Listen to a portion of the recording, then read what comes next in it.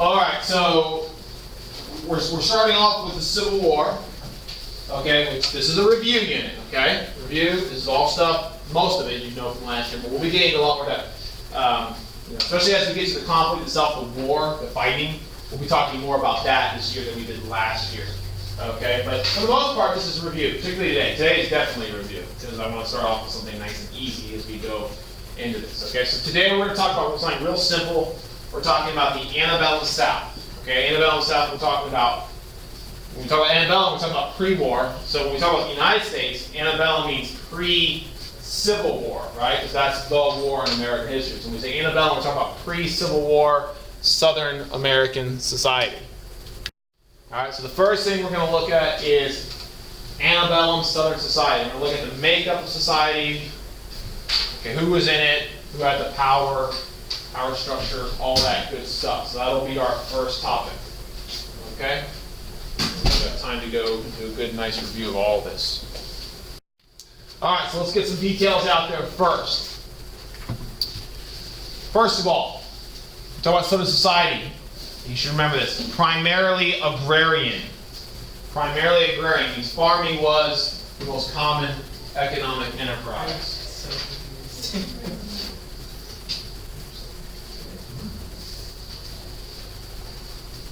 And this has been the case going back to colonial period.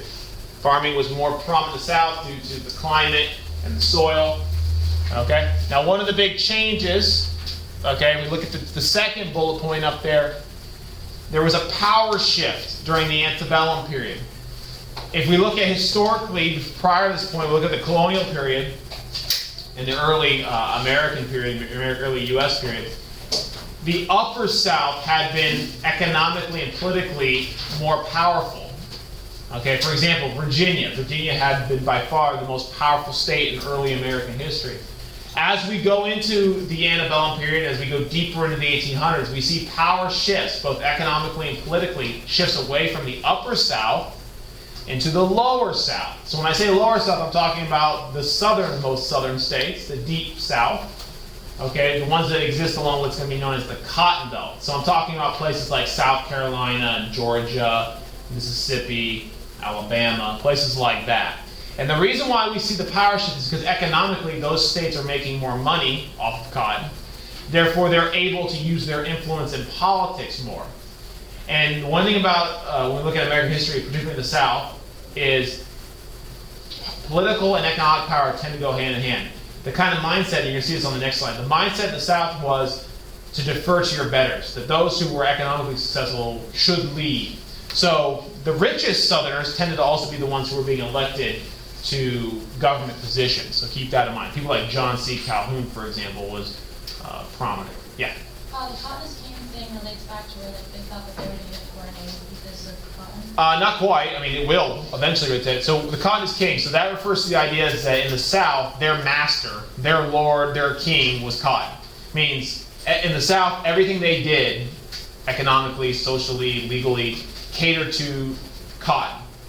Because cotton was such a lucrative crop for them that their entire way of life oftentimes revolved around it. So, you know, they kind of had this saying about cotton is king and we all serve it, you know? And, you know, when you look at the data, and you look at, for example, exports, you know, in 1860, cotton made up over half of everything we exported out of this country. That's insane. Think about that. One item was over 50% of our entire export. You know, that's crazy. But it shows you that that's how lucrative cotton was. And that also shows you why the South was so willing to go to just any lengths to defend it. So, you know, it's all interrelated. When we look at the Civil War, the South was defending states' rights. It was defending slavery. But at the end of the day, what it was really doing was it was defending its economy that was built upon all those things in cotton. So keep that in mind. All right, in addition, and this is kind of also as a result of the first things, we had very little development of industry in the South pre-Civil War. Even after the Civil War, the South was still somewhat reluctant to industrialize. They will, somewhat. Okay, the North was our industrial sector. We had rudimentary financial systems, and most of the finance, most of the money and capital was located in the North. The North was just a richer place. That's just how it is. I mean, the North had more money. They didn't have the cotton, but they did have a lot of money. Okay? And then lastly, the South had less transportation systems, networks, which also contributed to the stagnation of the South, because it was very difficult for poor people in the South to move away and go out west and acquire land, okay, because they did not have the transportation available to them. So, as a result, the South continued to remain stagnant, to rely on itself and cotton production as its sole kind of economic enterprise, which, you know, that's going to hurt it. I mean, as we go into the Civil War, you know, their inability to trade their cotton is going to kill them, because that's everything, and they can't do it. They can't sell their cotton because they're cut off from the rest of the world. So when we get into the war, and we start talking about tactics and talk about the blockade and all that stuff, cotton's going to come back to bite them. All right, now when we look at the power structure of the South, it's very hierarchical. It's almost a feudal system, you know, to kind of harken back to the days of Middle Ages Europe, in which you have at the top a very small but powerful group who really run things. And then as we go down, you see more and more people who have less and less power. Okay, it's not quite a pyramid, but it's similar. Okay, so when we look at Southern society at the top, the most powerful people in Southern society were rich, white plantation owners, which tended to also have a lot of slaves. So they oftentimes were referred to as the Slavocracy. Okay, now the majority of people were not rich plantation owners. This was a relatively small group. These were the wealthiest landowners in the South. Okay, but they also had the most political power. These are the people who also tended to be elected to political office in the South. Okay? So they wielded a lot of influence. Now beneath them you had a very large group. You had the white yeoman farmers. These were your poor or not rich white farmers, many of which were what we call subsistence farmers, which means they didn't grow a single cash crop. They grew several different crops just to make ends meet, survive.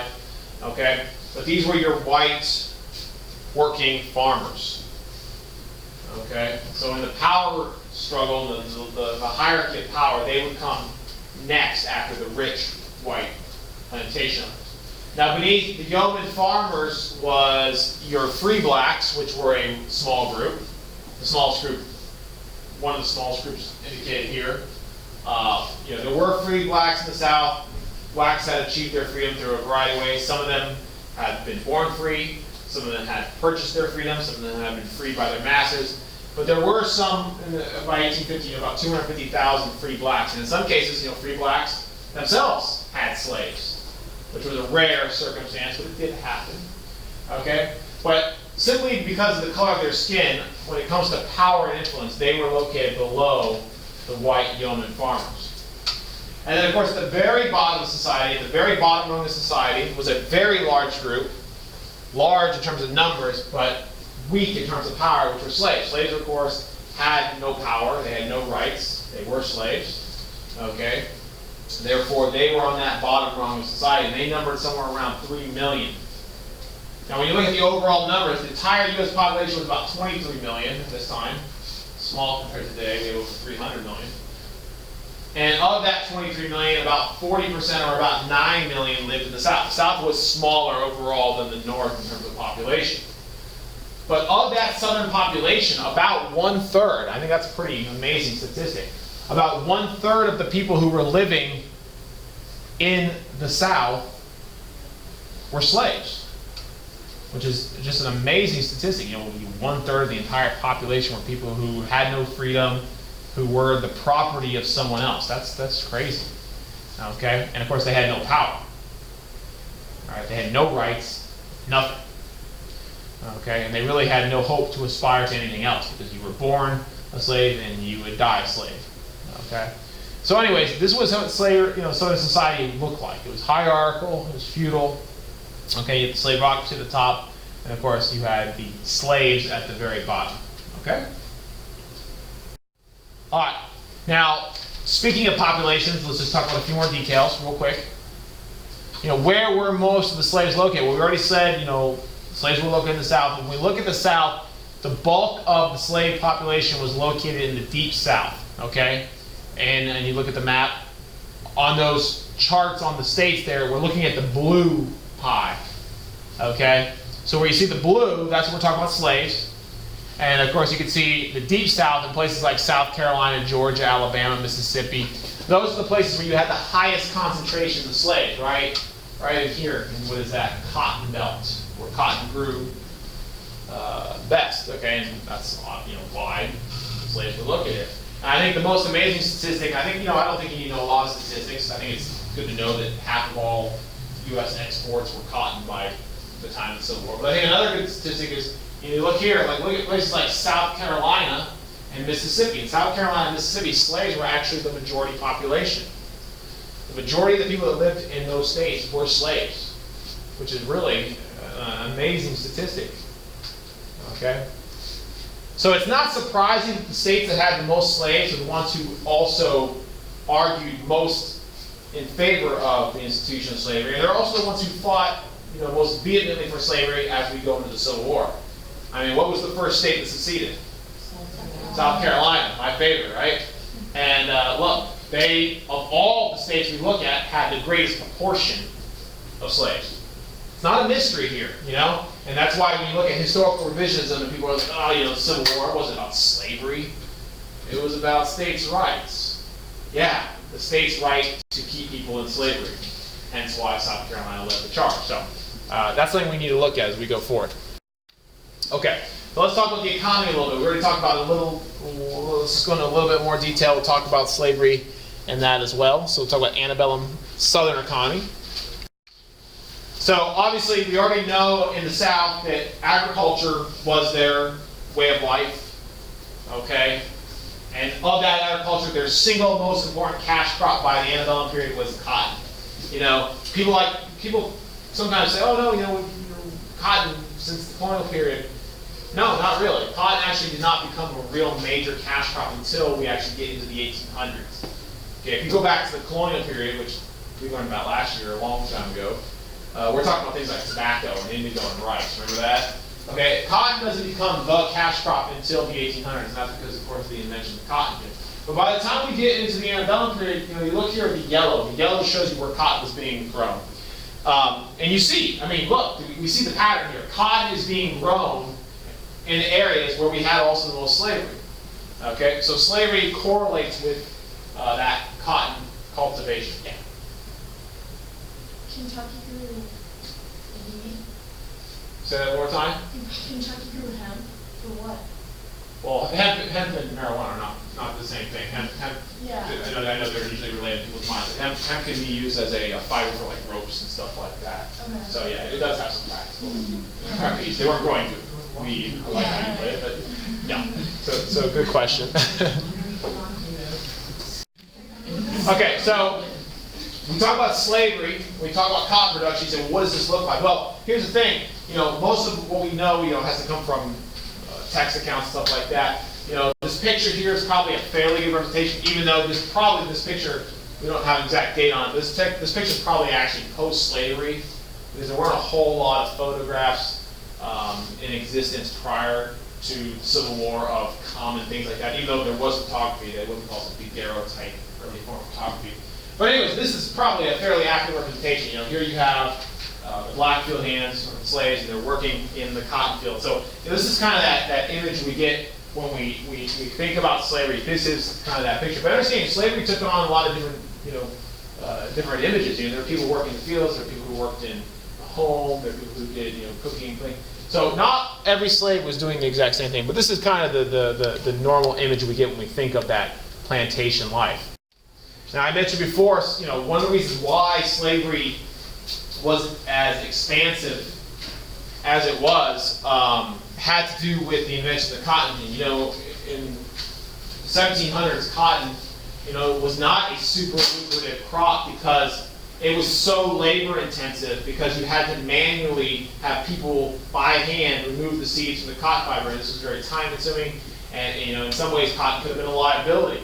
And then all of a sudden here comes Eli Whitney, here's this inventor engineer, and he comes along and he invents the cotton gin, which is a machine that very quickly cleans cotton fiber, gets the seeds out, and all of a sudden now cotton production became just incredibly lucrative.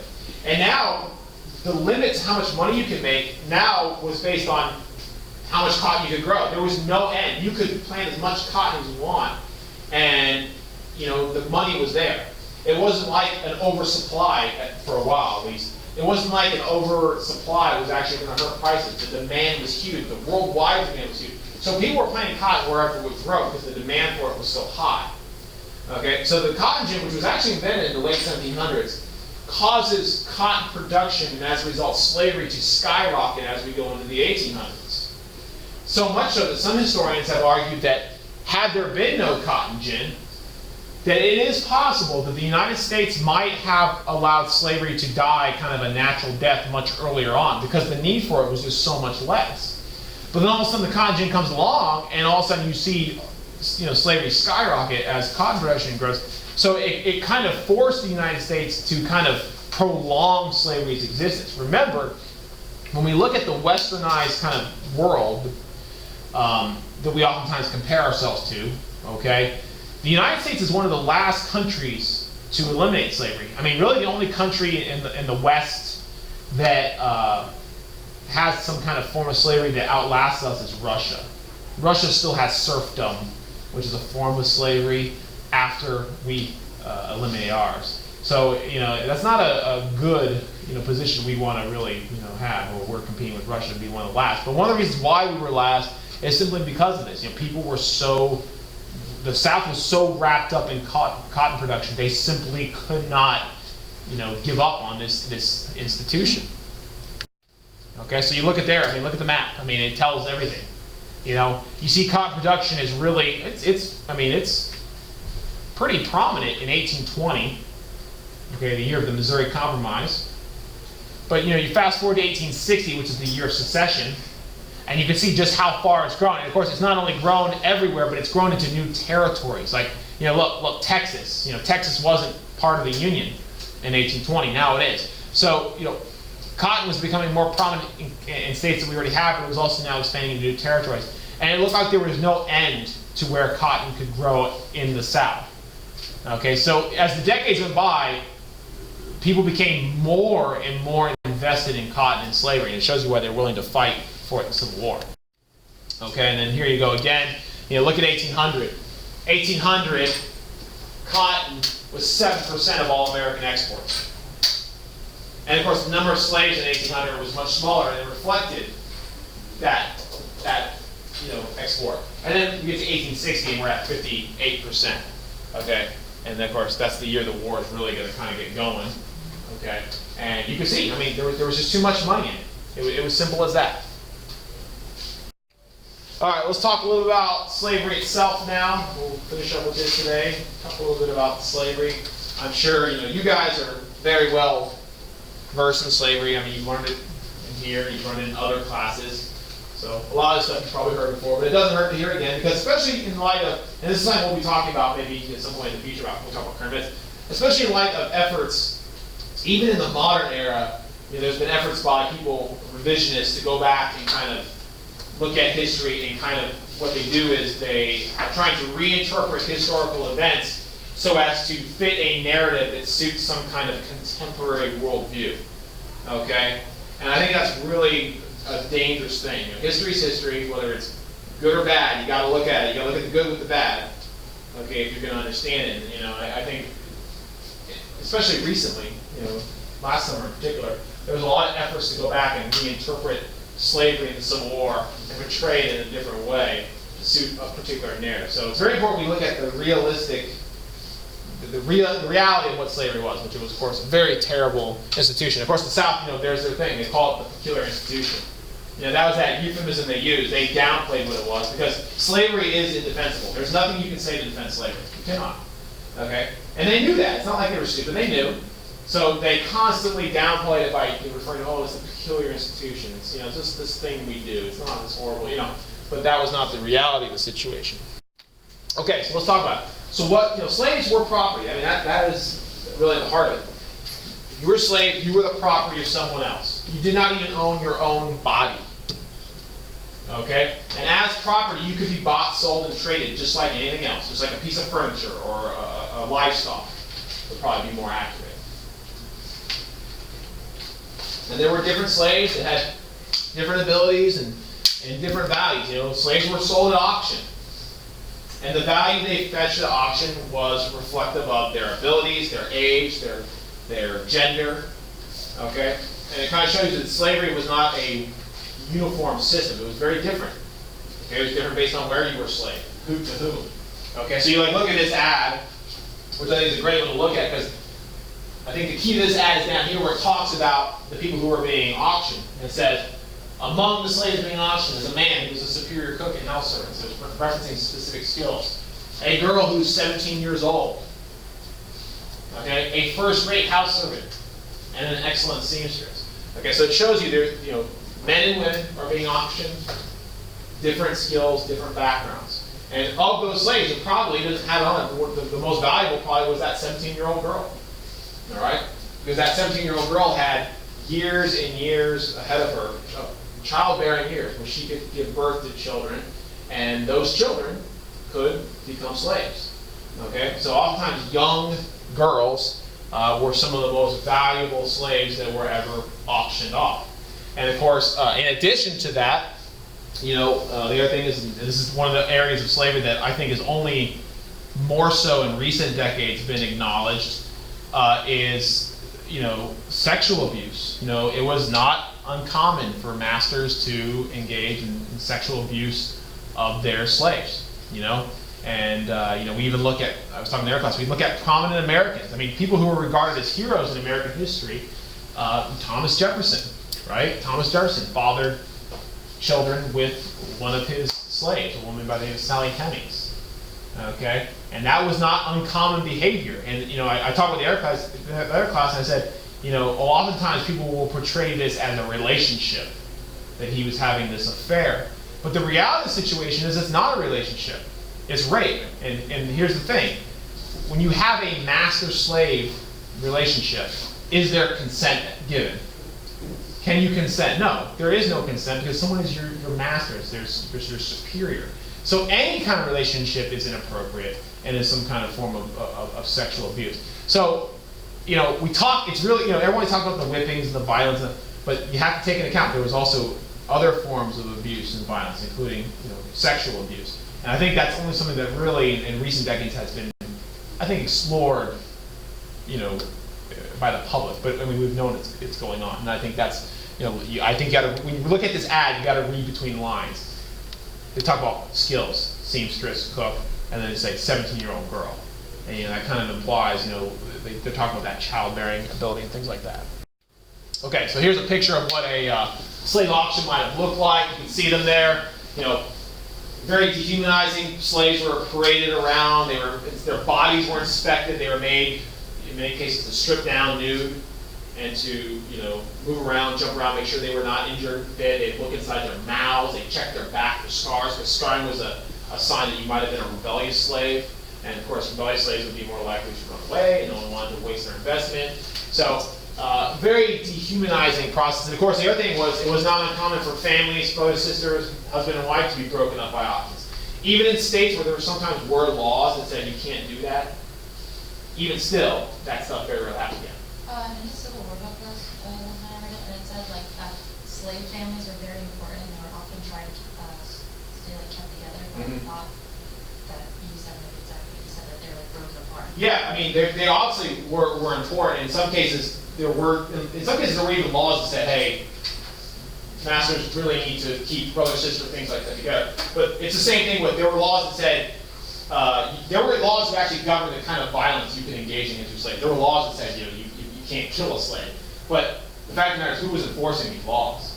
You know, it's just kind of like, I kind of relate it to in the 50s and the 40s in America, when we had the beginnings of the civil rights movement. You had these public lynchings. You had lynch mobs going out and murdering blacks publicly, you know, and yet, you know, the police never brought anyone to justice.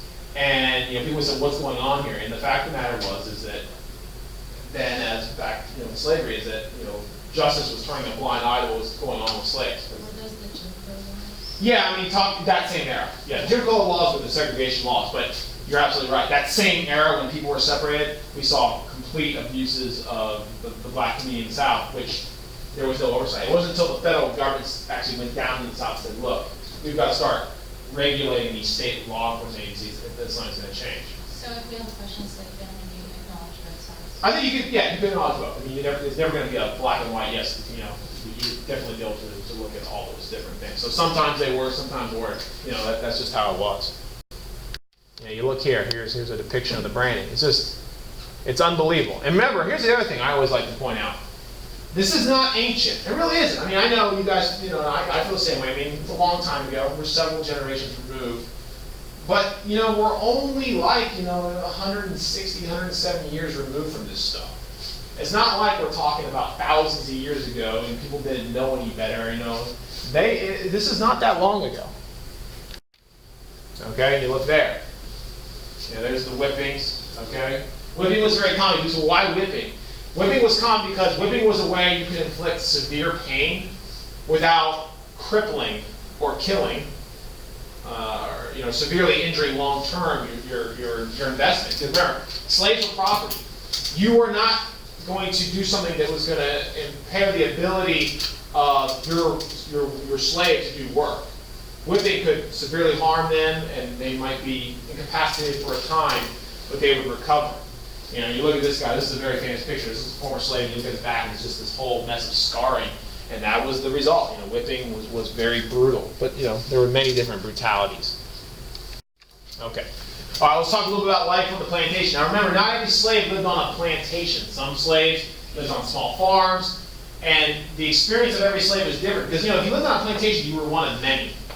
And you probably did not have a close interaction with the master of the family. Whereas if you worked on a small farm where you were one of two slaves, you might have worked side by side in the land and in the soil with your master. So everyone had a different interaction and you know, a different experience. Did this, like, I don't know if this is a dumb question, but did the slaves that worked on the small farms, did they also experience like severe brutality? Yeah, I mean, someone asked the question, said, if you were a slave working on a small farm, would you probably have a better experience than if you were on a plantation? And there's no way you can say yes or no, I don't know, right? Everyone was different. But then we do actually have accounts. I can think of one in my mind I've actually read. And it leads us to believe that slaves who worked on small farms probably experienced an existence that in many cases would have been better on the plantation than on the plantation, because if you're working side by side with the master every day, it might more humanize you, where you're not just another number. And plus your value is you're the slave. You're the only one or two. It's not like there's many more to do the work. So absolutely, I'm sure they experience all the degraded experiences and you know, the humanizing experiences that slaves get, because that's just the nature of slavery. But is it possible that it was better than being a number on the plantation? There's a lot that leads us to believe that, yeah. So you know, it certainly wasn't a good experience ever, but possibly better. So I don't think there's a clear-cut answer to that. I think everyone has a different experience. But I have read stuff in which, in some letters and things they've read, sometimes the families almost started to view the slave almost as a family figure. You know, not equal to a family figure, but very much, you know, someone that they looked out for because they had been with them for so long.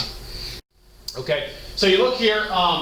Let's talk about some numbers here. You know, if you did own slaves, okay, if you were a slave owner, the chances are you didn't have many. And the reason being is because slaves were expensive, right? The most common number of slaves owned, well, first of all, the most common number, if we include zero, is zero. Most people in the South did not own slaves.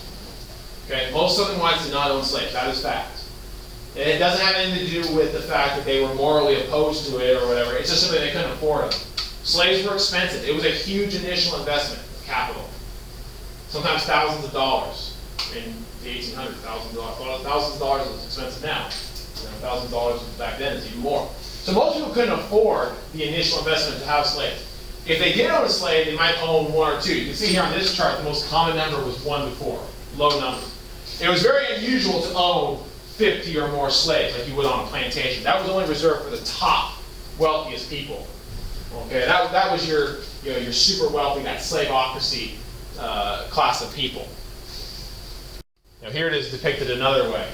You can see here, the most common number, 2 to 4, if you owned any. But of course, the majority of people didn't own any at all. They owned 0.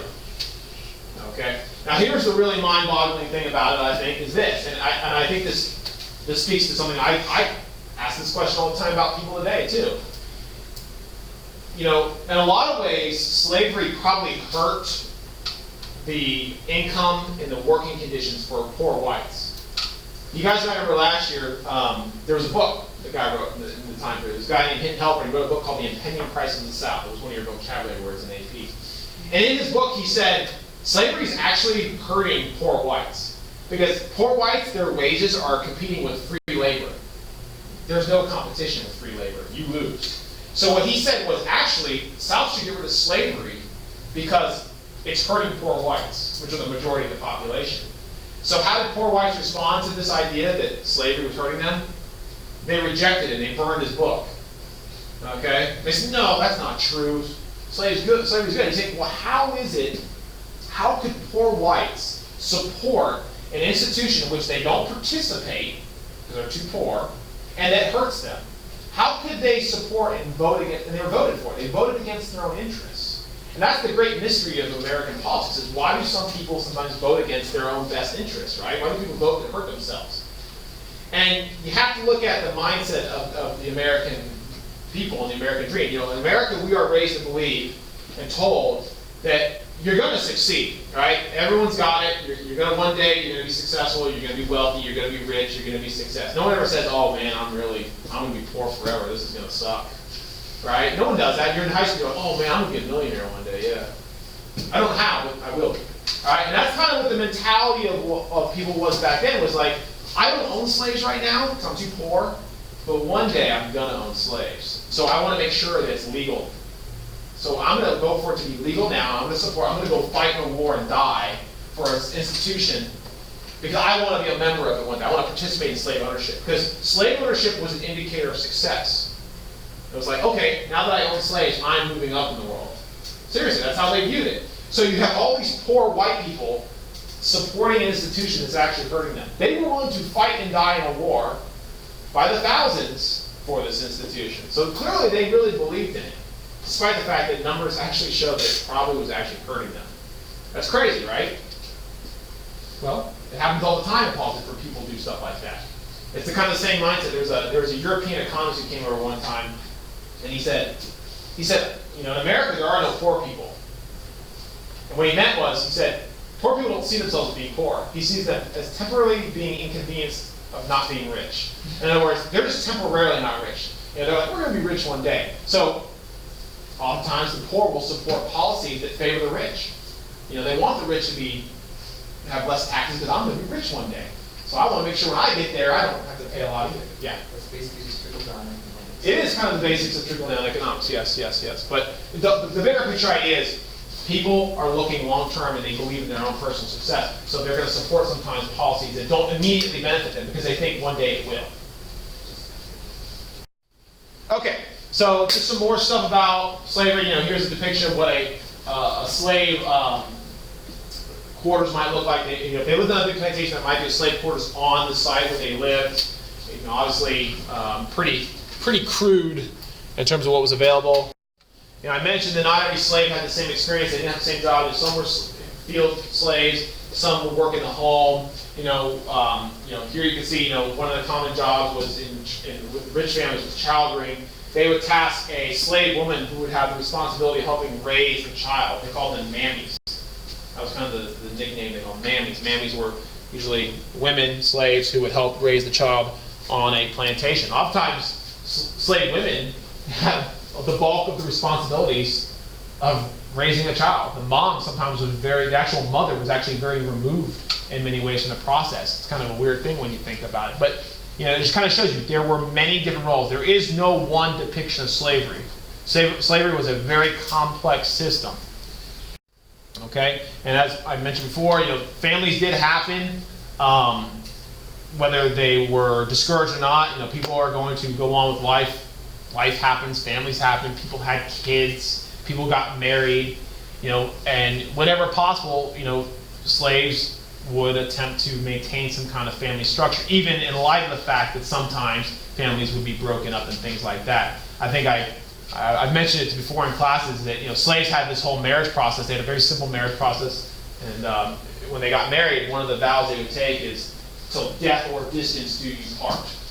Because the two things that could end your marriage very easily were dying or being sold away and separated from your spouse. right? So that's a very different kind of vow than anyone else would take, because normally that would not be concerned. If you're a slave, distance all of a sudden does present itself as an end to a marriage, right? Because of separation. So it's crazy to think about. When we look at culture of slavery, we actually saw culture develop within slavery. Here's the thing to remember too, and I gotta kind of move through this quickly.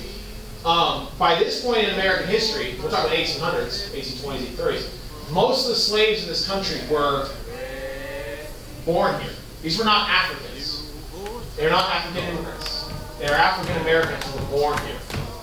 They might even be second or third generation, okay? So what you had was, a culture developed that exhibited some remnants of the African past. Because some of that would have been passed down through language and song and things like that. But it also, had a lot of attributes that were wholly American, okay? So when we look at, there was a distinct, a unique slave culture, which honestly, when we look at going forward out of the Civil War, the African American culture that developed in this country has a lot to do with slave culture, because most people in this country, most blacks in this country, okay, if they trace their lineage back far enough, trace it back to the period of slavery. Okay, they were, unless they were immigrated after the fact, most of the people who have ancestors that predate the Civil War are going to find slavery. Okay, very few blacks travel to this country willingly. Okay, so we get a unique subculture in the United States, which is a slave African American subculture. And of course, within it, religion played an important role. Most slaves were Christian. This has a lot to do with the fact that slave masters, were responsible for indoctrinating their slaves in Christianity. It was part of their duty. One of the ways that the masters defended the institution of slavery said, "Well, I'm Christianizing my slave. I'm saving them." That's one of the ways that Southern whites defended slavery. Okay, so they did have Christian, a lot of times religion. We talk about denominations, Baptists and Methodists. They had their own worship services. They had their own churches many times. They had a nuclear family, which is the kids and the parents, and extended networks of possible aunts, uncles, grandparents, if they could. And music was a very important thing within slave culture, because it's something that they could create and control on their own, and had a lot of influence on the development of African American culture in this country, so on and so forth. Okay, real quick, I just want to touch on a couple things that were done. Let's talk about slave resistance and uprisings. Okay, because there was resistance. People always wonder, well, did they ever fight back? Yes. Okay, these were the forms of resistance: refusal to work hard, theft, stealing food, things like that, sabotage. They might destroy crops or equipment. And then, of course, the two most extreme forms of resistance would be escape. Utilizing the Underground Railroad would also, be a thing. That's the network of people. They pretended to be sick too. I would kind of include that with refusal to work hard. But yeah, trying to diminish their work capacity. And then finally, the most extreme and most rare slave revolts, actual violent insurrections. Rare, but they did happen on occasion. And that was the thing that Southern whites feared the most. That's what kept them up at night, was thinking, we're outnumbered here. We could be killed. Yeah. What happened, if there was slave revolt, did they, get freedom, or did they run away? Well, that's a good question. There's really no successful long-term slave revolt, with the exception of maybe there was an incident called the Homicide, in which they took over a ship, and some of them did eventually get their freedom through court system. But all the other ones usually ended in violence, where the insurrection was put down and the ringleaders were killed. So, yeah, they really didn't have much. I mean, the chance of success would have been very slim. All right, so real quick, so running away was probably the most common form of extreme defiance. Insurrections were rare. Running away, it's not common, but it did happen, because, if you did run away, you could possibly achieve your freedom. You could get to the north, but even the north wasn't a guarantee of freedom, because slave catchers could still convict you. The really only near guarantee of freedom was to escape to a place like Canada. In Canada, there was no slavery, and also the government there was not obliged to return runaway slaves to the United States. So running away was a possible choice, but it was very difficult, particularly if you lived in the deep south. I mean, if you live in Florida, or South Carolina, Georgia, and you've got to escape to the north or escape as far as Canada, it's going to be tough. But that's, of course, where the Underground Railroad came in. The Underground Railroad was a network of sympathizers who helped people escape. I'm sure you guys are very well aware of this, and you can look there. You can see a lot of the routes took them all the way to Canada. One of the most prominent members or conductors, they use railroad terminology on the Underground Railroad to keep things secret. So they call people who help conductors, like on a railroad train. So Harriet Tubman was one of the most famous black women. She herself personally helped escort hundreds of people out of the South at great risk to herself. If there was a death sentence on her, if she had been caught, she would have been killed. Okay, made an example to anyone who would help. Okay, so she became famous for that, and of course, she was in the news most recently. Let's talk about their class. She was in the news a couple months ago, right? What do they want to do? Put her on the They want to put her on the $20 bill. So the Jackson. So Andrew Jackson. No, but Andrew Jackson's still going to be on. I know. They said that was the big debate. Was, well, does he stay on it? No, it should not be on. You should not be on. So there's a big one of the dichotomies. You got Andrew Jackson, who waged genocidal war against the Native Americans, and then you have Harriet Tubman. You know, it's crazy to think about. But that's sort of a big controversy because they were arguing that Jackson shouldn't have to share the country, or the first woman shouldn't be Harriet Tubman. There's who argued. But anyways, that is the direction we're going. So, okay, last thing. Let me finish up. Oh, and by the way, Andrew Jackson was a slave owner. If there's nothing, slave, former slave owner. Slave revolts. Slave revolts are the most extreme form of resistance. This is talking about violent insurrection. There were several prominent ones in American history: Denmark, Vesey, Gabriel Prosser, the Stoner Rebellion. But the one I really need you to know is the big one. That's Nat Turner. Nat Turner's was the bloodiest, and it also led to the most traumatic effects. As a result of Nat Turner's rebellion, which occurred on several plantations, started on one, they moved around and kind of started insurrection on the other. As a result of Nat Turner's insurrection, we saw more punitive slave codes. Slave codes were laws that further controlled the movements of slaves and controlled, the rights of slave masters. The new slave codes were far more harsh and punitive and made life for slaves even worse. They can't get worse, it got worse. Okay? It, of course, forbid, masters weren't even allowed to legally teach their slaves to read or write because they didn't want them communicating, because it might lead to more insurrections. Slaves were not allowed to congregate in large numbers because there was the potential for a spontaneous insurrection. So that happened. And lastly, we're going to leave this. I won't get into it too much today. We will spend some time on it later. Is how did the South defend slavery? Well, they engaged in a multitude of defenses that are collectively known as the apologist view of slavery. The apologist view of slavery is just a term that refers to all of the multitude of defenses that Southern whites used to defend slavery. Everything from economics to religion to legal. Okay, so you definitely need to know these. We don't have time to get into them today, but I'll tell you what, next week we'll probably find a day and we'll probably look at some documents that actually go over the various apologist views of slavery. Very important you know this. Very, very important.